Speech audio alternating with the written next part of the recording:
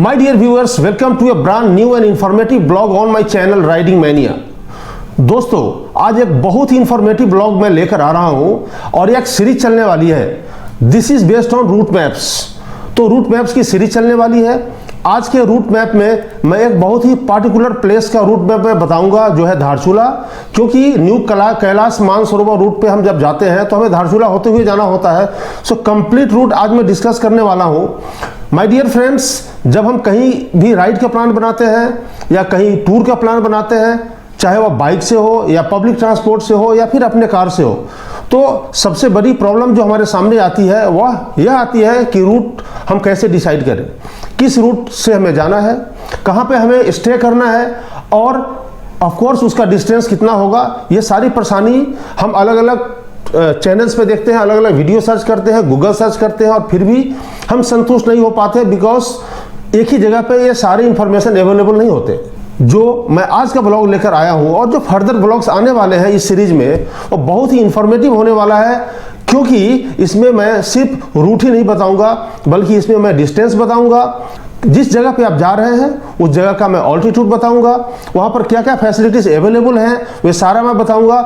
तो इसलिए इस वीडियो को लास्ट तक जरूर देखें, बीच में स्किप ना करें। तो चलिए, इसके लिए हम सबसे पहले आपको लेकर चलते हैं अपने लैपटॉप पे। सो माय डियर व्यूअर्स, सबसे पहले मैं आपको यह समझा देना चाहता हूं कि आखिर ये जो इंडिकेटर्स दिए हुए हैं क्या है। तो अगर रूट मैप ग्रीन में है, यानी मोटरेबल रोड है और गुड रोड है, आप यहाँ पर बाइक से जा सकते हैं, आप अपने कार से जा सकते हैं, यहाँ पर इवन पब्लिक ट्रांसपोर्ट भी अवेलेबल होता है। अगर वो रेड कलर में है, यानी वेरी बैड है या रॉकी रोड है, यानी कह सकते हैं या कंप्लीट ऑफ रोडिंग है। अगर वो वायलेट में है, नॉन मोटरेबल रोड है, वहां पर आप अपने बाइक से नहीं जा सकते हैं, यानी वो ट्रैकिंग रूट है। कुछ इंडिकेटर्स है, यानी जहां भी आपको मिलता है GH यानी गेस्ट हाउस वहां पर अवेलेबल है, P मिलता है यानी पेट्रोल पंप अवेलेबल है, M यानी मेडिकल हेल्प अवेलेबल है वहां पे, M यानी वहां पर मेडिकल हेल्प अवेलेबल है, H यानी होटल रूम्स अवेलेबल है, F यानी फूड या टी वहां पे अवेलेबल है, T यानी टेंट स्टे वहां पे अवेलेबल है, HS यानी होम स्टे और OP यानी ओपन पेट्रोल। कई बार ऐसा होता है कि पेट्रोल पंप अवेलेबल नहीं होता है, बट वहां पर ओपन पेट्रोल मिलता है। यह है हमारा इंडिकेटर्स। और नीचे map created by riding mania. ये मैप राइडिंग मैनिया यानी हमने खुद तैयार किया हुआ है। और चलिए अभी शुरू करते हैं दिल्ली से धारचूला तक का रूट मैप।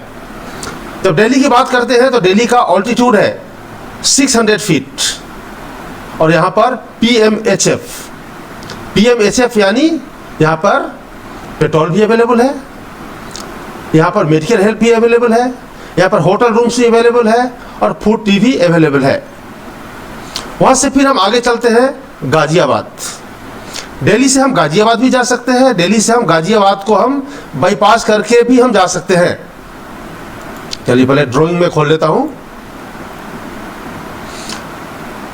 दिल्ली से गाजियाबाद होते हुए आप जा सकते हैं, गाजियाबाद, मीरठ, खटौली होते हुए। यह रूट हम बाद में डिस्कस करेंगे। सबसे पहले हम दिल्ली से चलते हैं गढ़ यानी गढ़ मुक्तेश्वर इसको बोलते हैं, गढ़ मुक्तेश्वर भी बोलते हैं, गढ़ मुक्तेश्वर। गढ़ मुक्तेश्वर की जो हाइट है वह 635 फीट। यहाँ भी PMHF यानी पेट्रोल, मेडिकल हेल्प, होटल और फूड टी अवेलेबल है। दिल्ली से गढ़ की दूरी है 118 किलोमीटर्स। और फिर गढ़ से अब आगे जाते हैं मुरादाबाद। मुरादाबाद की जो दूरी है गढ़ से वो 75 किलोमीटर्स है और इसकी ऑल्टीट्यूड है, इसकी हाइट है 648 फीट, आप देख सकते हैं। और यहाँ भी PMHF अवेलेबल है। तो यह जो रूट मैं बता रहा हूँ दिल्ली से धारचूला का रूट मैं बता रहा हूँ। फिर मुरादाबाद से भी अलग अलग रूट्स चले जाते हैं, काशीपुर होते हुए, फिर बाजपुर होते हुए, बट ये रूट हम बाद में डिस्कस करेंगे। सबसे पहले हम मुरादाबाद से चलते हैं रुद्रपुर। मुरादाबाद से रुद्रपुर की दूरी है 75 किलोमीटर्स और रुद्रपुर की ऑल्टीट्यूड है 920 feet above the sea level, यानी समुद्र तल से इसकी ऊंचाई है 920 फीट। और यहाँ भी अवेलेबल होता है PMHF यानी पेट्रोल, मेडिकल हेल्प, होटल और फूड टी वगैरह सारा अवेलेबल यहाँ पर आपको मिलेगा। और रुद्रपुर से आगे हम चलते हैं सितारगंज। रुद्रपुर से सितारगंज की जो दूरी है 42 किलोमीटर्स है। सितारगंज की ऑल्टीट्यूड है 960 फीट और यहाँ भी PMHF यानी petrol, medical help, hotel rooms, food tea वगैरह सारा कुछ आपको मिलने वाला है। देन देन सितारगढ़ से हम आगे जाते हैं खटीमा, यानी हम जो रूट फॉलो कर रहे हैं, चंपावत वाली रूट फॉलो कर रहे हैं, तो सितारगंज से खटीमा जाएंगे। सितारगंज से खटीमा की दूरी है 29 किलोमीटर्स। खटीमा का जो हाइट है वो है 900 फीट। यहाँ भी अवेलेबल है PMHF यानी पेट्रोल, मेडिकल हेल्प, होटल और फूड टी वगैरह सारा कुछ अवेलेबल है। खटीमा से हम सीधा आगे बढ़ते हैं टनकपुर। बीच में बनवासा वगैरह छोटा सा जगह मिलता है, तो बनवासा का हम डिस्कस नहीं करेंगे यहाँ पर। हम खटीमा से सीधा जाते हैं हम टनकपुर। खटीमा से टनकपुर की दूरी है 24 किलोमीटर्स और टनकपुर का हाइट है 840 feet above the sea level. यहाँ भी PMHF यानी petrol, medical help, hotel rooms और यहाँ पर फूड टी वगैरह भी मिलेगा। यहाँ पर होटल्स वगैरह मिल जाते हैं।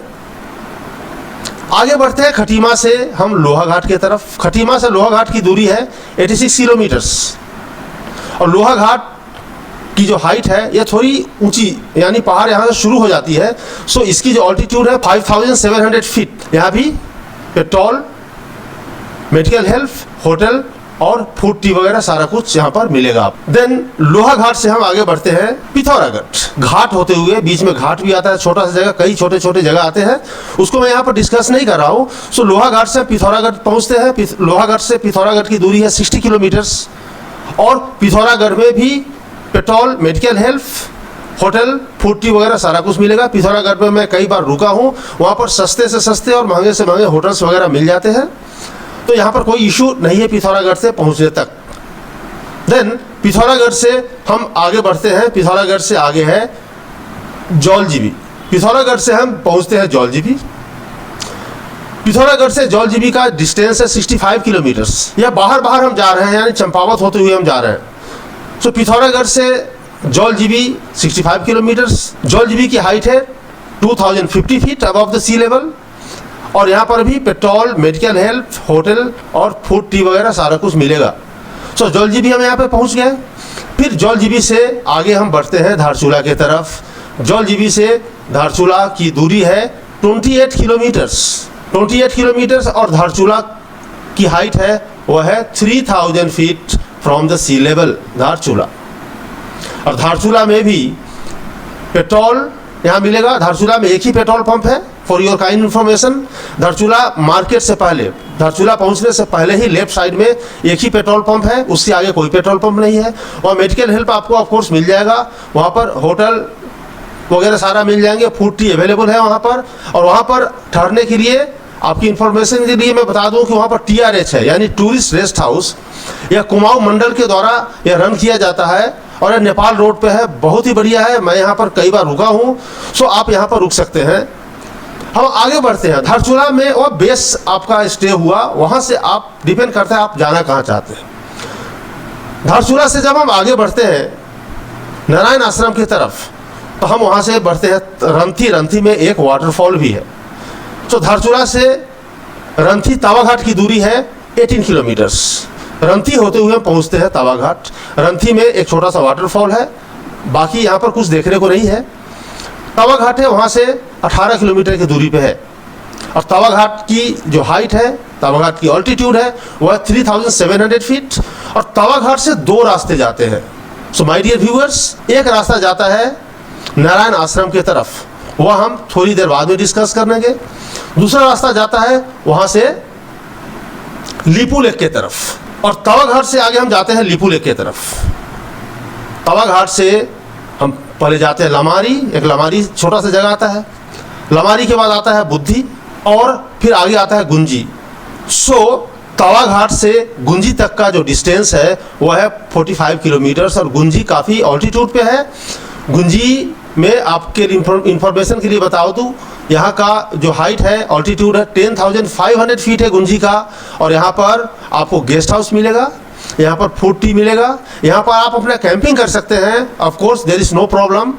गुंजी एक छोटा सा गांव है और बारिश के सीजन में जाना थोड़ा मुश्किल होता है और विंटर सीजन में आप ऑफ कोर्स नहीं जा सकते हैं, बिकॉज गुंजी के 90% लोग नीचे आ जाते हैं धारचूला में, क्योंकि रास्ता पूरी तरह बंद हो जाता है। हम आगे बढ़ते हैं लीपू लेक के तरफ। गुंजी से लीपू लेक का डिस्टेंस है 23 किलोमीटर्स और लीपू लेक हमारा लास्ट डेस्टिनेशन होता है बाइक राइडर्स के लिए। 17,050 फीट के ऑल्टीट्यूड पे है लीपू लेक पास, और यहाँ पर आप विंटर सीजन में नहीं जा सकते हैं। यहाँ पर रेनी सीजन में ऑफ कोर्स आप कोशिश कर सकते हैं, बट रास्ता काफ़ी डेंजरस खतरनाक हो जाता है, काफ़ी लैंडस्लाइड्स होते हैं। सो मेरा सजेशन है कि आप इस रूट पे जब भी आए तो समर सीजन में आए, यानी आप फरवरी से जून के बीच में आप कभी भी आ सकते हैं। और फिर लीपू लेक के बाद हम मानसरोवर लेक है, राक्षस ताल है, माउंट कैलाश है, यहाँ पर हम जा सकते हैं। अब धारचूला से जब हम तवा घाट जाते हैं तो धारचूला से तवा घाट के लिए पब्लिक ट्रांसपोर्ट में सिर्फ महिंद्रा पिकअप मिलेगा, कोई बस या मिनी बस इस रूट पे नहीं चलती। अगर लामारी जाना है, बुद्धि जाना है, यानी लीपू लेक तक जाना है गुंजी होते हुए, तो भी आपको महिंद्रा पिकअप मिल सकती है। वो भी उसका कोई शेड्यूल नहीं है, आपको आधा 1 घंटा 2 घंटा 3 घंटा रुकना पड़ सकता है। अगर कोई जा रहा है तो उससे आप जा सकते हैं, अदरवाइज आपकी अपनी बाइक या अपनी कार ही वहाँ पर सबसे ज़्यादा सक्सेसफुल है। Now let's come back to Narayan Ashram root.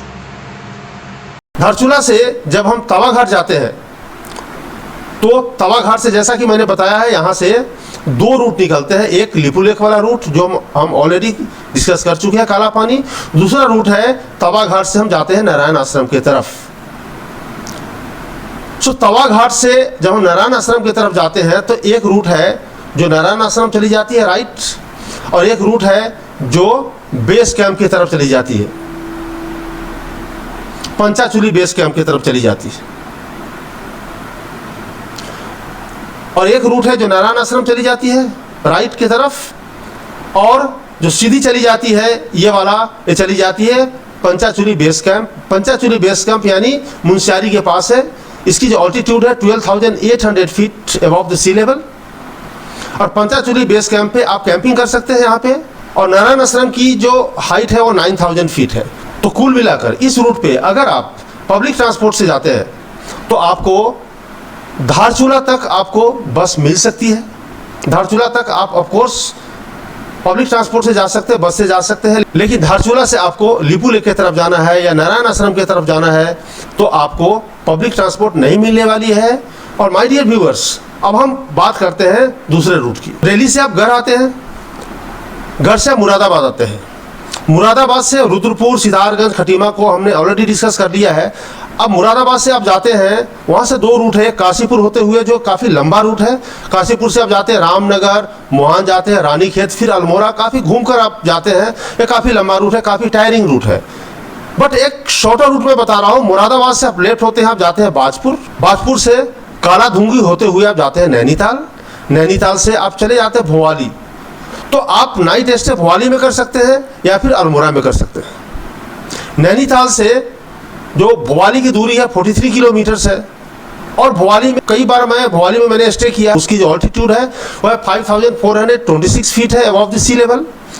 Nainital है 6,840 फीट। यहाँ पर भी मिलता है PMHF यानी petrol, medical help, hotel stay, food, tea वगैरह मिलता है। भोवाली में भी सेम सारा कुछ मिलता है। अब माय डियर व्यूअर्स, अल्मोड़ा से अगेन 2 रूट है।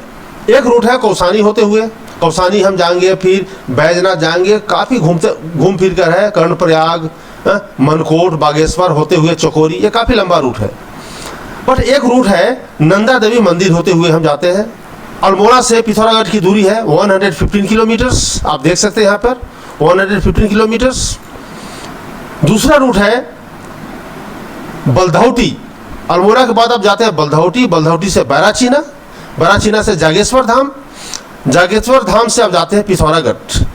सो ये अलग अलग रूट है। जब आप जाते हैं तो एक रूट आप फॉलो करें, वापसी में आप दूसरा रूट फॉलो करें तो एक सर्किट रूट बन जाता है। तो मुझे उम्मीद है माय डियर व्यूअर्स कि काफ़ी हेल्पफुल रहा होगा आपके लिए। और अगले ब्लॉग में हम डिस्कस करेंगे कि माना विलेज का रूट क्या होगा, माना विलेज हम दिल्ली से कैसे जा सकते हैं, कौन सा रूट हम फॉलो कर सकते हैं, हमें क्या क्या फैसिलिटीज़ हमें वहाँ पर मिल सकती है, ये सारा हम डिस्कस करेंगे। तो चलिए फिर आपको लेकर चलते हैं कैमरे के सामने। सो माय डियर फ्रेंड्स, यह वीडियो आपको काफ़ी इंफॉर्मेटिव लगा होगा, काफ़ी कुछ आपको जानने को मिला होगा। और अगर आप राइड का प्लान बना रहे हैं, अगर आप किसी टूर का प्लान बना रहे हैं तो यह वीडियो काफ़ी हेल्पफुल होने वाला है और आपको लगता है कि यह वीडियो काफ़ी हेल्पफुल है और आने वाले सीरीज में काफ़ी हेल्पफुल होने वाले हैं, तो प्लीज़ एक लाइक तो बनता है दोस्त। तो एक लाइक कर दो, शेयर कर दो, सब्सक्राइब कर दो and stay tuned for upcoming videos. Thank you and bye bye.